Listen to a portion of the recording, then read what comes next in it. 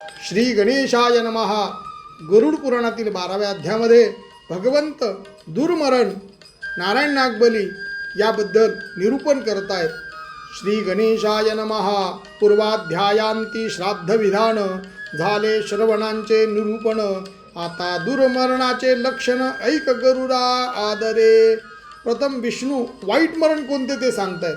फाशी दिले जाणे, पाण्यात बुडून मरणे, साप चावून मरणे, आगीत जळून मरणे, ब्राह्मणाच्या तळटाडापासून मरणे, हिंस्र पशूंपासून मारला जाणे, वाघाने खाणे, लढाईतून पळून जाताना शत्रू सैनिकाने मारणे, विषप्रयोग होऊन मरणे, मारामारीत मरणे, चोराकडून मारले जाणे, अपघाती मरण तात्काळ येणे, खाटेवर उंचावून मरणे, तसेच ओली बाळंती नसताना मरणे, विटाळशीपणी मरणे, अंगावर दरड भिंत अथवा झाड कोसळून किंवा वीज पडून मरणे, अशा मरणाची सगळी पातके भगवंत सांगतायत. ह्याला दुर्मरण असं म्हणतायत. तसा धर्म उच्छेदक, व्यभिचारी, परस्त्रीला बळजबरीने भोगणारा, आगी लावून नुकसान करणारा, विष घालून मरणारा, त्याच्यानंतर सावकारी करणारा, वेदनिंदक असे सर्व महापापी होत असं भगवंत सांगतायत. त्याचप्रमाणे आत्महत्या करणे हे सुद्धा दुर्मरण असून ते महापातक आहे. अशा प्रकारे सर्व दुर्मरणाची कथा भगवंत गरुडाला सांगतायत. त्यामुळे ह्या दुर्मरण झाल्या असता पालाशविधी, त्याला नारायण नागबलीसुद्धा म्हटलं जातं. पळसाच्या पानाच्या ज्या काड्या आहेत त्याचा एक पुतळा करून त्याचं दहन करून त्याचा विधी करावा, त्याला नारायण नागबली असं सुद्धा म्हणतात.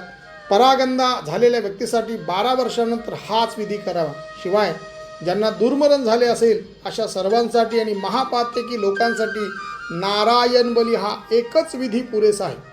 त्याचे संपूर्ण विधान वर्णन करून श्रीहरी सांगतात. शिवाय मृत्यूसमयी जर धनिष्ठा पंचक, आता मृत्यूच्या समयाला हे नक्षत्र काही वाईट आहेत त्यांच्यावर मृत्यू होऊ नये असं सांगितलेलं आहे. ते कुठले नक्षत्र आहेत? धनिष्ठा, धनिष्ठाचे 3रं आणि 4थं चरण, शततारका पूर्वा भाद्रपदा, उत्तरा भाद्रपदा, रेवती. अर्थात यांच्यापैकी कोणतेही नक्षत्र असेल तर मरणारा दुर्गतीला जातोच, परंतु कुळाचीही हानी होते. त्या दोषाच्या निरसनासाठी करावयाच्या शांतीचे संपूर्ण विधिविधानाने सांगोपांग वर्णन करून सांगितले आहे.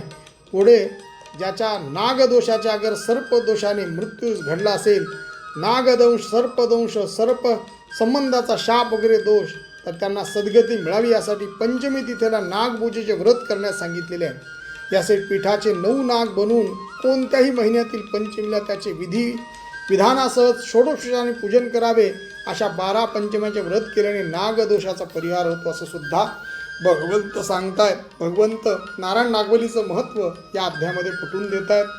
जय श्रीराम.